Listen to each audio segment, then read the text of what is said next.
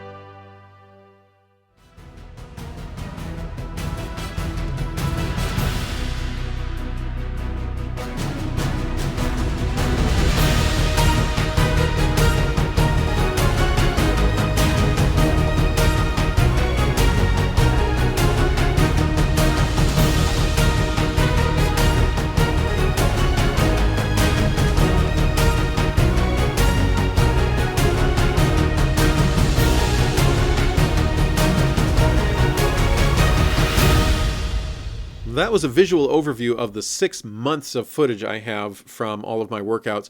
Let's take a look at some specific highlights, and I'm just going to hop and skip through my notes here.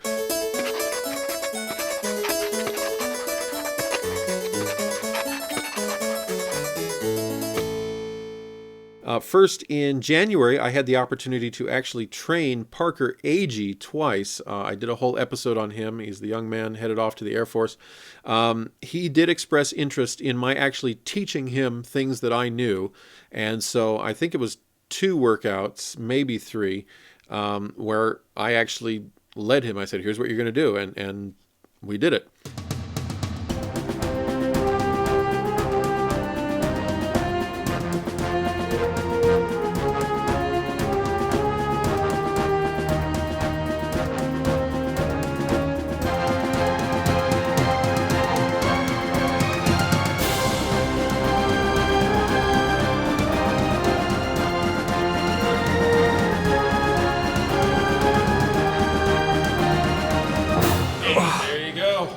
Does it burn? Yeah, and my legs too. I don't know why. As of July 22nd, his Instagram indicated that he is alive and well. He's out of boot camp and off to his assignments, so there's that. February 21st, speaking of getting paid to do things while on the clock for a certain company out in Wisconsin, I got in some cardio at Mountain View High while we were waiting for a basketball game broadcast to begin. And that's the first time I've ever been on that track. That is, Mountain View High is the home to Ashton Eaton, who has gone on to be an Olympic athlete. And once he did gain that worldwide fame, they actually repaved the track and emblazoned in it his signature. So it is now the Ashton Eaton track. So I got to jog on that for the first time in my life. Here's a big one, probably some of the best news to come out of 2020 so far. February 25th was deadlift night.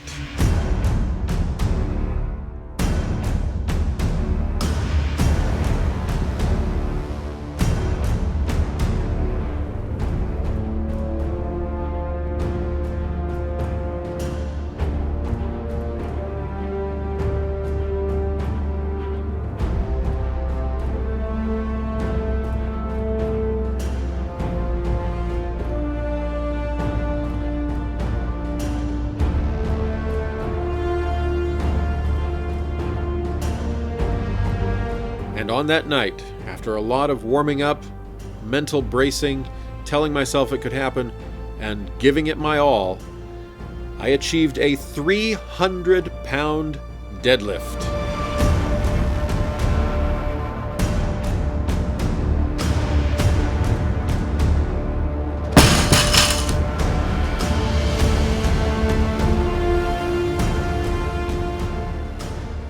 That is a new personal best. I have now entered the 300s. I have 15 more pounds to go to get the deadlift into the 315 club. Bench press and squats still have a lot of work to do, but this is encouraging. That's just 15 pounds away from entering the 315 club for the deadlift. We can fast forward a little bit and just admit right now, the virus hit. So it hasn't happened yet.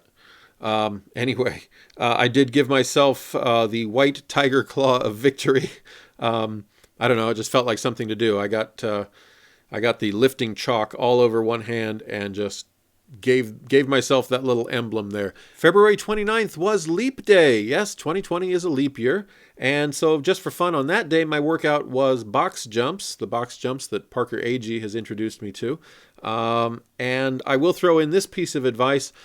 When you're doing box jumps, make sure that you have firmly tied the drawstring on your shorts so that the waist is good and tight. Let's see. Then the state shut down, and that included, in our illustrious leader's ignorance, shutting all parks, all fields, basically anything that was an open space that they could shut down. If it had a fence around it, or if they could somehow patrol it, they closed it. So that included the high school track, the junior high track. That included all the tracks that I like to jog on so that I can clock my time, so that I can see how I'm improving with my cardio. So that was a nuisance. The trouble with this whole statewide shelter-in-place thing is that it includes locking up all of the sports tracks in the area. And just about every single one of them in Central Oregon has a fence around it. But I remembered there was one that doesn't. And so today I'm at the Central Oregon Community College grabbing a much sought-after jog.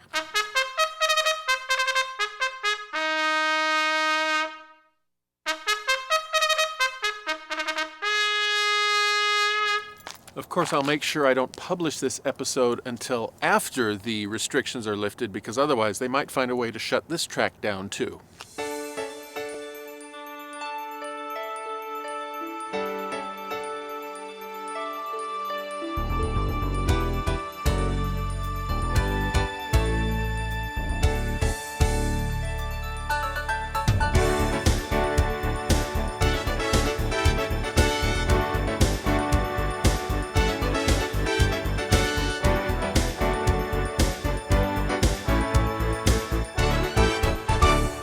Well, I just completed 11 laps. That's 2.75 miles in 32 minutes and 31 seconds.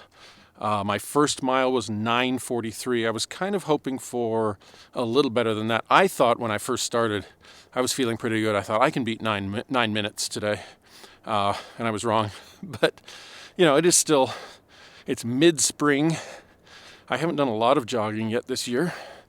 And it's kind of chilly out.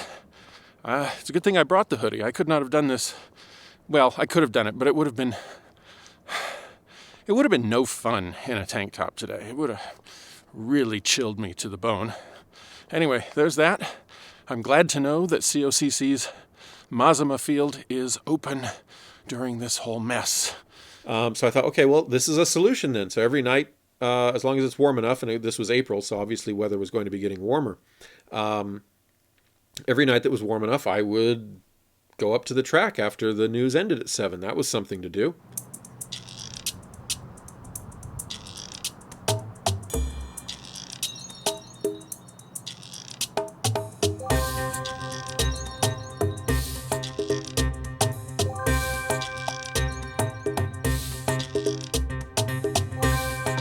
And then by April 17th, the second time I went up, someone had posted a great big sign saying, sorry, by order of the governor, this track is closed.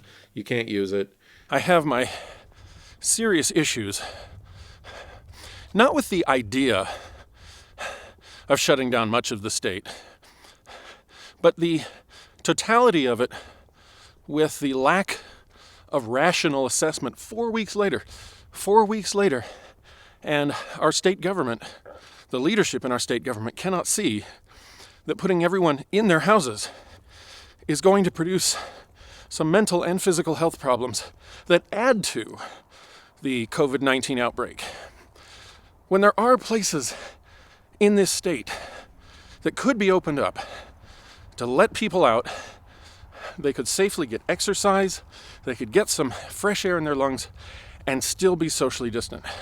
I had already driven up to the college, gotten changed, gotten out my camera, got everything set up before I noticed the sign. So I thought, okay, I'm going to risk it. I'm going to do this 30-minute jog and see if I can finish before any campus security or anybody stops by and says, hey, you can't be here. And I did. I said, okay, and now I know. Now I see the sign. It's posted. I'll be the good boy. I won't rebel and keep using it. But that was frustrating. In late May, I took a detour to the dentist. For over half a year, this particular molar right here had been hurting every time I tried to use it to bite down on food. And the tooth next to it had cracked way back in December, and chunks had actually fallen out, so I had this gaping hole in that particular tooth. In late May, it really flared up one day. I mean, I had electric shock. Like the nerve was exposed and sugar was landing on it. So they took out the molar, the tooth next to it, and the wisdom tooth, which was also getting infected, up on this side. This is me with a mouthful of anesthetic trying to smile. I cannot move this part at all. Yeah, it's funny. Oh gosh, I remember. My mom looks younger to me now than she did. I can move that muscle, but Even not looking this. back at pictures, like she just looked. That does relate somewhat obliquely to my fitness pursuits, and anyone who's had their wisdom teeth out knows what I'm about to say. It hurt. For the first couple of days, even while hopped up on Motrin, the act of walking hurt. The impact of my foot coming down just kind of sent this shock wave.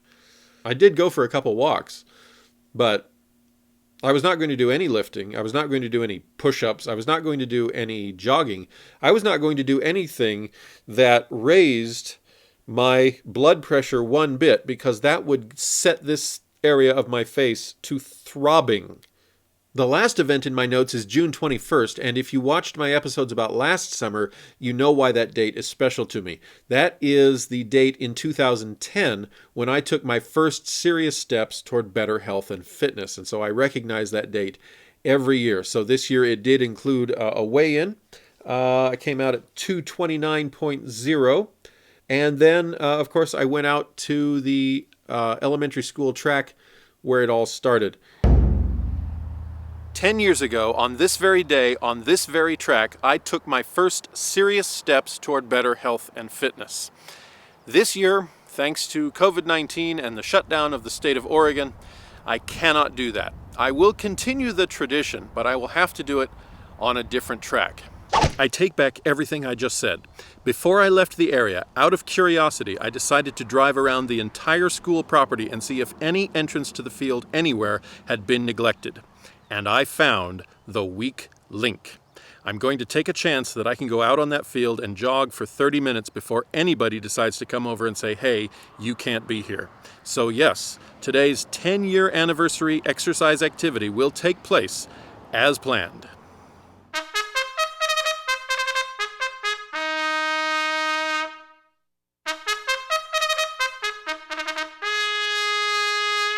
The way I figure it, if anybody comes out here and tries to expel me from the premises in the next 30 minutes, I'll simply tell them this is my form of protest against police brutality and my standing in solidarity with Black lives, so I can accuse that person of racism for trying to get rid of me.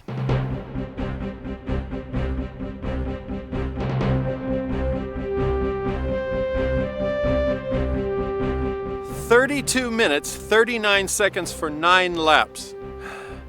I don't know where I've kept all my record books from the past 10 years, but that is quite possibly the worst time at the track on record. It's like I've gone backwards. I ate lunch about an hour and a half ago, and a fairly large one, so that certainly had an impact. It's pretty warm out.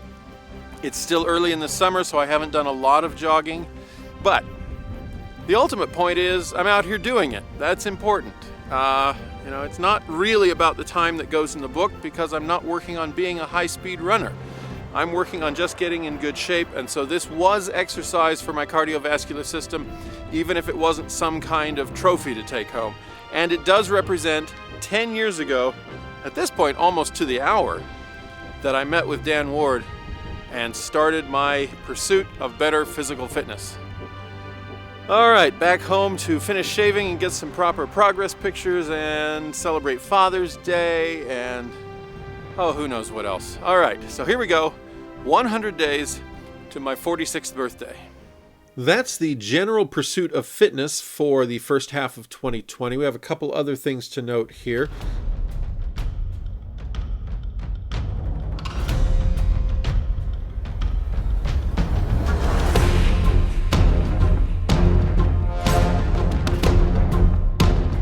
Harry from the UK did offer another push-up challenge. I don't know if you remember the one from 2019, but he offered me another one. Same terms.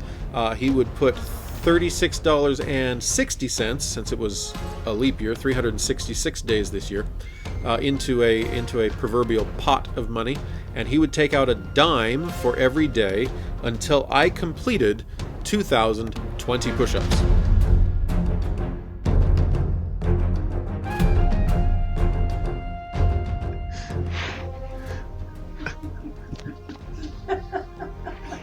You gonna let me do my push-ups? Well, we just completed the first full day, the first 24 hours of Oregon's shelter-in-place ordinance put in place by Governor Kate Brown. I hope everyone is making it through. Stay healthy, stay sane, stay safe, and do what you can. I'm doing push-ups at work before going home. I lost count. Somebody tell me how many I just did.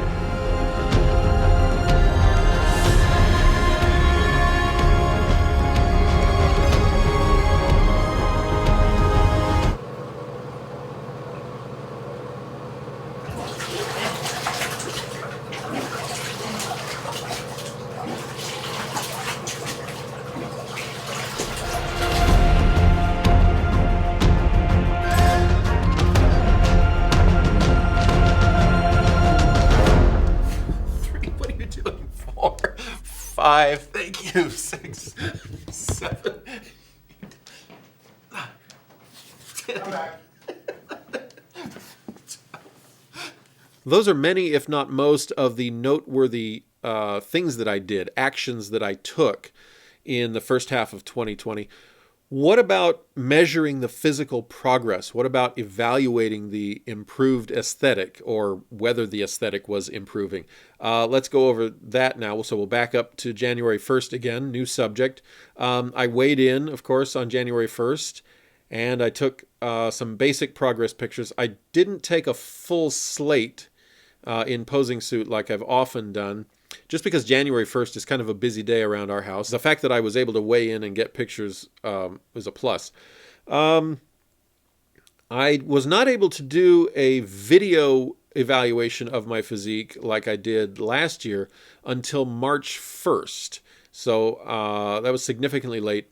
I'm not going to spend a lot of time on it because I don't think it's changed that much. I know that was 14 months, but you know, the weight came down a little, but the body fat, I'm pretty sure, didn't change much. I got a little stronger, but just packing in more muscle fibers doesn't mean that it shows more.